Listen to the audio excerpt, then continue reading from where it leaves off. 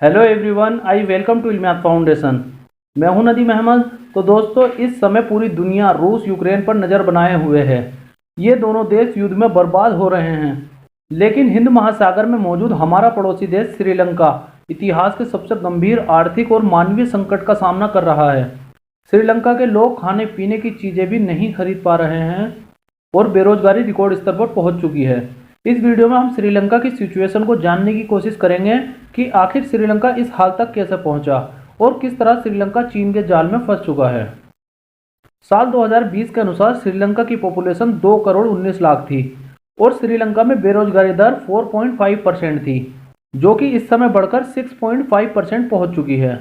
श्रीलंका की खराब आर्थिक हालत की कई वजह हैं, जिनमें सबसे बड़ी वजह है वहां की सरकार की गलत नीतियां। श्रीलंका की राजपक्षे सरकार ने श्रीलंका में किसी भी प्रकार की इंडस्ट्री को बढ़ावा नहीं दिया, बल्कि पिछले कई सालों से विदेशों से कर्ज लेते गए। कर्ज देने वालों में कई देश शामिल हैं, जैसे कि जापान, भारत, चीन और IMF यानी इंटरनेशनल मॉनेटरी फंड। श्रीलंका की सरकार ने सिर्फ विदेशों से ही कर्ज नहीं लिया, बल्कि डोमेस्टिक कंपनीज से भी अच्छा खासा कर्ज ले रखा है। श्रीलंका को सबसे ज़्यादा कर्ज अगर किसी देश ने दिया है तो वो है चीन, क्योंकि श्रीलंका में इस समय गोटाबाया राजपक्षे की सरकार है और राजपक्षे सरकार का झुकाव हमेशा से चीन की तरफ रहा है। हिंद महासागर में मौजूद होने के कारण चीन भी श्रीलंका में अपना अच्छा खासा इंटरेस्ट रखता है और श्रीलंका में अपना इंटरफेयर बढ़ाना चाहता है, और इसमें चीन को काफ़ी हद तक सफलता भी मिली है। इसी लालच में चीन ने श्रीलंका को बिलियंस ऑफ डॉलर का लोन दिया। इस सब के पीछे श्रीलंका का एक प्लान भी था, जो कि आज से लगभग 15 साल पहले बनाया गया था।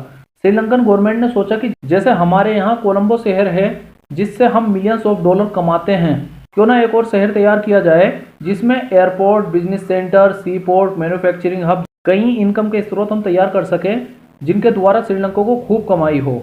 लेकिन इसको डेवलप करने के लिए लंदन गवर्नमेंट के पास पैसे नहीं थे, इसीलिए उसने ट्रेजरी बॉन्ड जारी करके विदेशों से कर्ज लेना शुरू कर दिया, जिसमें सबसे ज़्यादा चाइनीज़ इन्वेस्टमेंट आई। और फाइनली साल 2008 में श्रीलंका के साउथ में मौजूद हम्बनटोटा शहर में इस प्रोजेक्ट पर काम शुरू हो गया और साल 2015 तक इस शहर का काफ़ी काम पूरा भी कर लिया गया।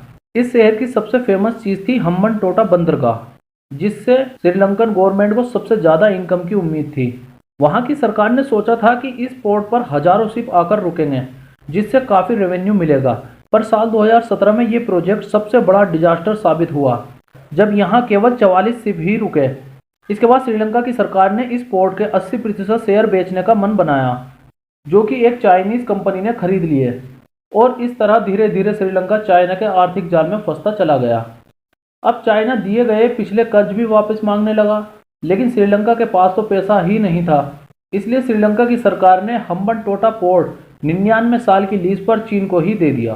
चीन इस पोर्ट का इस्तेमाल हिंद महासागर में अपनी ताकत बढ़ाने और भारत को काउंटर करने के लिए कर रहा है। हालांकि भारत ने अपनी पूरी कोशिश की थी इस पोर्ट को चीन के हाथों में जाने से बचाने के लिए, लेकिन चीन दूसरे देशों को इतना कर्ज देता है कि वो वापस लौटा ही ना सके। फिलहाल श्रीलंका पूरी तरह चीन के आर्थिक जाल में फंस चुका है। श्रीलंका को 6 बिलियन डॉलर का कर्ज लौटाना है, लेकिन सरकार के पास तो देश चलाने के लिए भी पैसे नहीं हैं।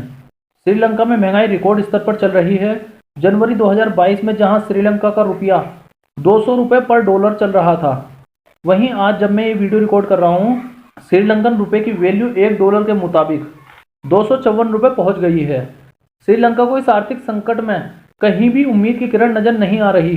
श्रीलंका में पेट्रोल डीजल के फील्ड में इंडियन ऑयल कॉरपोरेशन यानी IOC का एक अहम योगदान रहता है, लेकिन IOC ने भी इस समय क्रूड ऑयल के बढ़ते दामों की वजह से श्रीलंका में पेट्रोल पर 50 रुपये पर लीटर बढ़ा दिया है, जिससे श्रीलंका में महंगाई और ज़्यादा बढ़ेगी। महंगाई के कारण श्रीलंका में कालाबाजारी भी बढ़ी है, जिसको रोकने के लिए वहां की सरकार ने आर्मी को जिम्मेदारी दी है। फिलहाल श्रीलंका में मानवीय संकट गहराता जा रहा है। देखते हैं आगे क्या हालात बनते हैं। तो दोस्तों, ये था आज के हमारे वीडियो का अंत। उम्मीद करता हूँ काफ़ी कुछ जानने को मिला होगा श्रीलंका के बारे में आप लोगों को। अगर वीडियो पसंद आई है तो वीडियो को लाइक करें, चैनल को सब्सक्राइब करें और दोस्तों के साथ शेयर करें। देखते रहिए, पढ़ते रहिए इल्मियात फाउंडेशन को। जय हिंद, जय भारत।